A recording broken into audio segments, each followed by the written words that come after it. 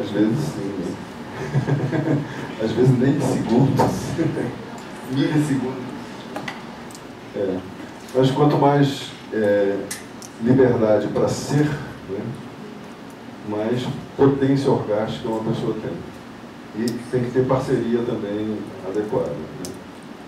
Isso daria muita conversa também. Né?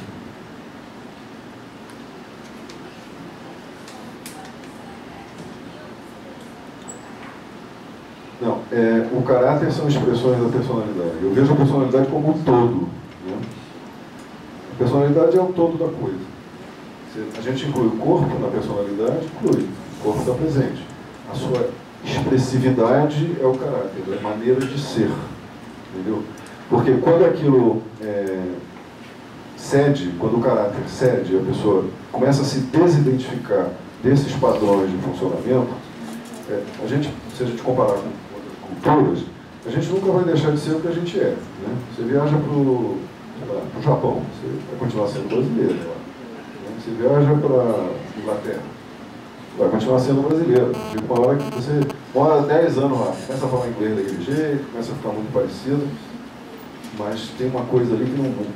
Qualquer um que olhar para você, a gente olha para os americanos, para os ingleses, para os franceses aqui e vê que, né? As culturas reconhecem essas diferenças. Né? Então, essa marca própria de cada um não se perde. E nem precisa. Essa marca que caracteriza a pessoa como um todo. O caráter, porque existe o caráter neurótico e existe o caráter genital. O caráter genital é aquele que permite que você tenha essa expressão genuína. Que você expresse a sua natureza mais profunda, que você interaja com as coisas desde o que é verdade para você. Né? O caráter neurótico é um somatório de defesas, que dificulta, que cria barreiras de contato, que superficializa as relações. Né? O contato, o caráter...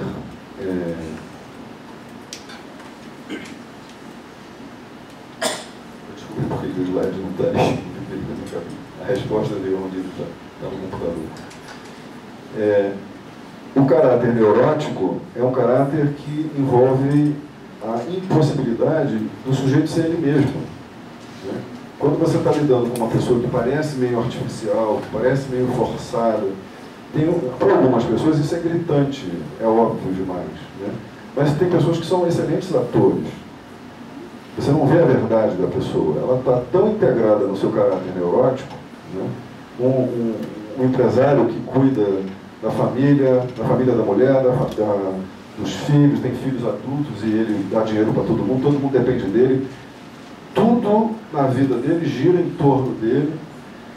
Tem uma tensão enorme no corpo. Ele diz que acorda pesado todo dia, mas ele acorda. Ele vai pesado para o chuveiro, mas ele vai. Ele toma decisões importantes que envolvem milhões e afetam a vida de muita gente. Mas ele é aquilo e todo mundo, e ele fala, meu querido, tudo bem. É uma pessoa ótima, que pessoa agradável. Ele aprendeu a agradar todo mundo e compra o amor de todo mundo. Né? Sim, você dá dinheiro para seu filho de 30 anos por quê?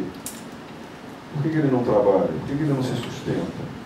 Porque ele tem dificuldades aqui e ali. Não, mas você está criando um dependente. Então, você precisa que... Aí, né, realmente, eu vivo comprando o amor das pessoas.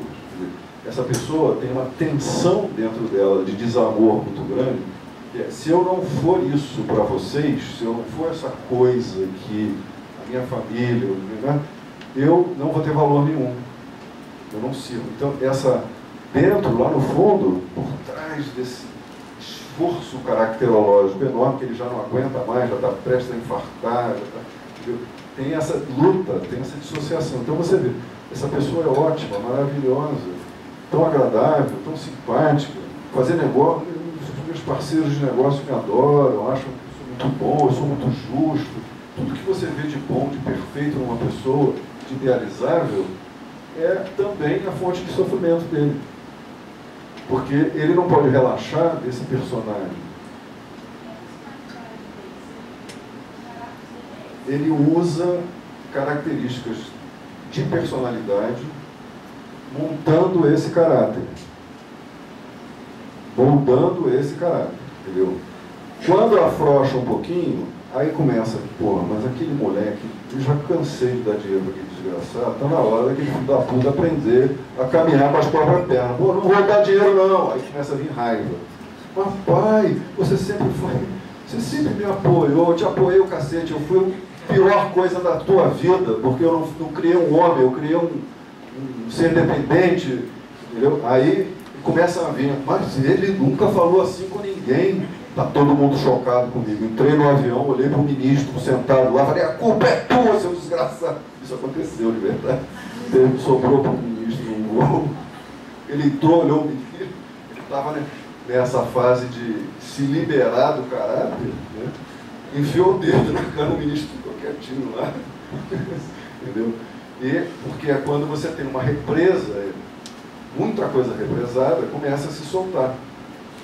Aí começa a surgir esse material da segunda camada, você diz, mas esta personalidade nunca manifestou este comportamento. Mas tinha lá, estava latente. Aí quando isso passa, ele começa a ver, não, eu sou digno de amor, isso tudo é uma bobagem que eu inventei, que a minha criança inventou lá atrás, que eu tenho que ser bonzinho com todo mundo, eu tive que ficar rico para garantir que eu ia ter o amor de todo mundo, porque quando isso desmorona, vem um deserto emocional enorme. Aqui também é parte da personalidade dele, aquele vazio, aquela falta de sentido para a vida, aquela depressão. Nessa hora é perigoso, o cara pode dar um tiro na cabeça. Tem gente que tem que perguntar por ideação suicida, isso acontece nessa hora. É uma depressão necessária. Corre logo para o psiquiatra, vai medicar, não sei o quê, não, vai passar, 2, 3 vezes passa. O problema é aguentar. Né? Aí, isso tudo é da personalidade daquela pessoa. Aquele núcleo depressivo é da personalidade daquela pessoa.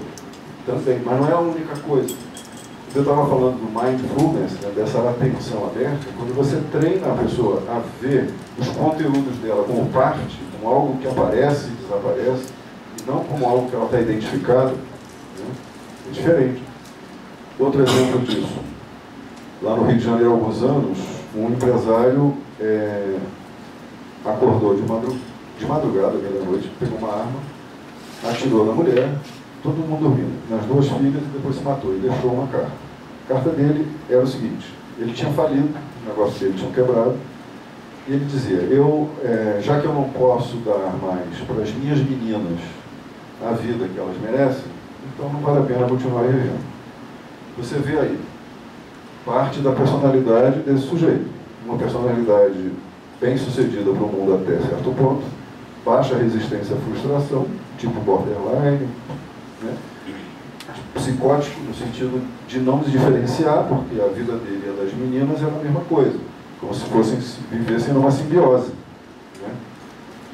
A personalidade dele funciona sem o amadurecimento necessário para se discriminar e diferenciar. A vida das minhas filhas é outra. Esse momento difícil, minhas filhas, minha mulher, nós vamos passar por um momento difícil, eu vou tentar me recuperar, eu preciso da ajuda de vocês. Aí sim, existe o outro, existe, né? Esse daí não vê os filhos como ser com vida própria. Então, aspectos da personalidade dessa pessoa que não se desenvolveram. Outro tipo de problema grave, déficit de desenvolvimento. A gente tem os bloqueios de energia e os déficits de desenvolvimento. Desenvolver, crescer, amadurecer, se separar, olhar para o bebê e pensar, ali tem um outro ser. Uma vez uma pessoa que eu conheço estava aprendendo uma técnica de meditação que você presta atenção nas sensações do corpo. E ela estava grávida. Aí ela disse assim, quando eu passava na área do bebê, eu tinha muito cuidado para não interferir nas sensações dele. Porque ele é uma outra pessoa que está dentro de mim. Olha que maturidade. Reconhecer que já no outro ela está dando vida a um outro ser, não a uma extensão dela.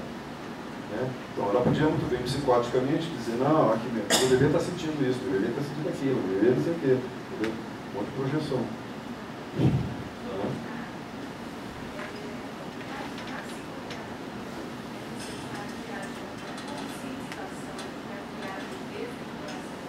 Tudo vai junto. Uma coisa é a função da outra. A consciência vai levando, a consciência do bloqueio, da energia bloqueada, vai levando ao desencoraçamento. E o desencoraçamento vai abrindo a consciência para outros aspectos do funcionamento. Aí a gente passa para um nível dinâmico, onde a gente não é nada estático. Né? O ideal narcísico é de que eu sou, complexo de Gabriela. Né? Eu nasci assim, eu cresci assim, eu sou assim, você sempre assim. Isso é um ideal narcísico. Não, eu sou essa pessoa, não muda, está sempre igual. Nossa, coitada. Né? E ela não vê nada que muda dentro dela. Ela não vê essa dinâmica da impermanência. Né? Quando a gente desfaz essa dissociação, esse encoraçamento, o que a gente tem é uma consciência de que, não, eu estou assim agora. Sei lá como é que eu vou estar daqui a pouco. Quem sou eu daqui a 10 minutos? Não sei. Tem uma ideia, tem uma memória aqui que me dá mais ou menos uma espécie de repertório de possibilidades. Né? Mas eu não sou só isso. Então, poder se abrir, essa é a grande contribuição do Mindfulness para as terapias. É você poder abrir a percepção para se ver de uma outra forma. A gente pode associar diretamente caráter e voracidade? Olha, caráter neurótico, sim. Aí eu gostaria que o senhor falasse, por favor, como é que isso dá no perverso e psicótico. O psicótico e o perverso estão com coraças débeis. O caráter neurótico, ele o psicótico e o perverso estão se neurotizados. E o caráter neurótico é um modo de funcionar distorcido, que não contempla essas necessidades básicas e esse funcionamento básico. E o caráter genital, ele vai ser uma expressão mais autêntica daquela pessoa, que aí tem a singularidade dela. Né? Professor, fala mais um pouquinho sobre essa questão do genital, por favor, porque eu estou sentindo que eu não estou entendendo muito bem essa questão da genitalidade e da importância que isso tem, que parece que ele deu seu discurso o tempo todo, e eu estou sentindo que, na minha interpretação pessoal, é só como pênis e vagina, mas parece que tem a mais do que isso. É bom você fazer essa colocação, porque há esse pensamento no imaginário. Né? O que há, por que se usa o termo genital? Porque é uma migração da energia aqui para cima. Esse é o slide que estava faltando, né? Os níveis de encoraçamento ocular, oral, cervical, torácico, diafragmático, abdominal e pélvico. São 7 anéis. O Reich observou que a energia flui longitudinalmente e se bloqueia transversalmente, como se fôssemos anelídeos. Né? O que faz a criança? A primazia da criança é oral. Ela está incorporando o mundo, ela está integrando. Ela precisa de segurança, de amor, receber, e precisa de limite, né, para ir se estruturando. As crianças que são capazes de tolerar mais frustração se desenvolvem melhor do que aquelas que são gratificadas imediatamente. Isso tudo os estudos mostram. A atividade está toda na parte superior do corpo, digamos assim. Aí você diz, não, mas a criança se masturba, a criança faz exploração sexuais, mas não com a mesma, faz por curiosidade, mas não com a mesma capacidade de integração que um organismo adulto tem. Isso só vai se consolidar na adolescência, com a maturidade biológica. Você tem mais energia. Se não houve muita fixação pré-genital, né? Se não houve muito problema nesse nível, surge a primazia genital. Então, isso seria a capacidade natural do organismo de se organizar, se reorganizar através do orgasmo. Livre de culpas, de problemas neuróticos e tal. Né? Então, isso é o que se chama de caráter genital. Aquela fonte de satisfação, estando garantida, estando assegurada ao eu, que ele pode se gratificar genitalmente, isso deixa de ser um problema. Você não precisa ficar correndo atrás de sexo compulsivamente. Entendeu? Ele pode relaxar, pode se acalmar, a masturbação pode ser vivida sem culpa. A sexualidade não tem uma importância tão grande. Isso é mais uma questão do caráter neurótico, ficar hipervalorizando a sexualidade. E essa primazia assegura a possibilidade de que, através do orgasmo, haja uma vivência de união cósmica. Que há uma percepção, um momento que quem se entrega se sente unido ao todo. E não há nenhum... Vocês lembram do Lolo Santos, que diz, não leve o personagem para a cama, pois pode acabar sendo fatal. O personagem é o caráter, né? O caráter neurótico. Porque ali é um lugar de entrega, é um lugar de soltura, é um lugar onde a expressão tem que ser livre. Então tem que haver um não eu. Em francês se usa petit mort, pequena morte, para dizer orgasmo, que é a morte desse eu, não tem ninguém ali. Tem só a energia acontecendo, tem só a sensação. O Reich dizia, a fantasia sexual ela é a expressão de uma divisão. O que é preciso ter é a possibilidade de entrega à sensação sexual. Então, isso é o que se chama caráter genital, que tem essa capacidade e que pode funcionar com essas outras características que eu listei, com a possibilidade de sentimentos sociais, possibilidade de empatia, criatividade e essa abertura, porque é alguém que não precisa ser fixo o tempo todo, é alguém que se experimenta de acordo com as circunstâncias, mais aberto. Claro que todo mundo tem uma memória, um repertório que acaba usando de uma maneira repetitiva, mas isso não é tão cansativo. Esses seres especiais, eles habitam o planeta Gênova, que fica mais ou menos ali onde o Reich deve estar vivendo agora. Nós, meros mortais, não, nós temos nossas dinâmicas neuróticas que vamos levar para o resto da vida e tem que trabalhar com elas o tempo todo. O que a gente consegue é que nosso encoraçamento se torne mais flexível. O que a gente consegue, com o tempo, com o trabalho, com a consciência, é permitir que você tenha uma desidentificação desse funcionamento tão rígido e possa ser mais flexível. Coisa rara ultimamente, porque a gente está na era do narcisismo.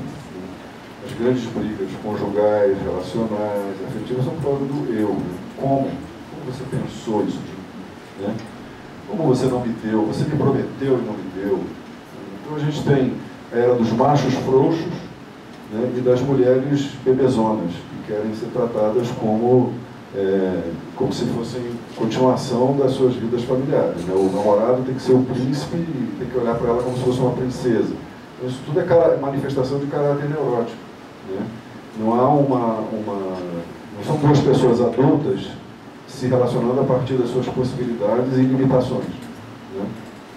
Deu para diferenciar? Eu peguei um pouco pesado, mas para tornar mais claro. Ok? Mais alguma pergunta? A couraça pode ser criada de forma consciente? Quando você cria uma couraça conscientemente, você está alimentando um mecanismo de controle. Entendeu? Você, por exemplo, você ficou com raiva dela, você pensou, eu vou dar uma porrada nessa piranha. Você odeia, aí você diz, nossa, meu terapeuta disse que eu tenho um ódio mortal pelas mulheres, é melhor eu me controlar aqui, porque agora tem a Lei Maria da Penha. Então você cria uma couraça, você segura, você se controla. Aí ela também diz assim, esse vagabundo, ele está pensando o quê? Eu vou fazer. Não, vou me controlar. Isso aí é uma couraça consciente. Quando você se controla, segura, você cria uma couraça consciente. Aí você relaxa, elabora, aí você volta para a terapia, pensa mais sobre aquilo, conversa e tal. Aí você diz, nossa, realmente eu não preciso mais ver as pessoas desse jeito. Eu posso ver que essa mulher tem as limitações dela, eu tenho as minhas, e a gente começa a se entender de outro modo. Aí aquilo começa a ficar longe. Então você já não precisa mais ter esse controle, porque você não tem mais essa ativação de hostilidade tão grande. Tá? Respondi? Estou ficando mais sintético. Não? Pode encerrar? Ok, muito obrigado a vocês.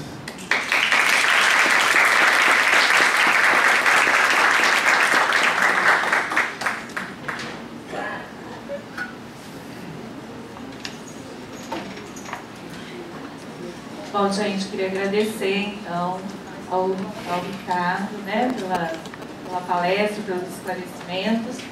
Eu passei uma lista de presença, se alguém não assinou, por favor, assinem. E bom fim de semana para vocês.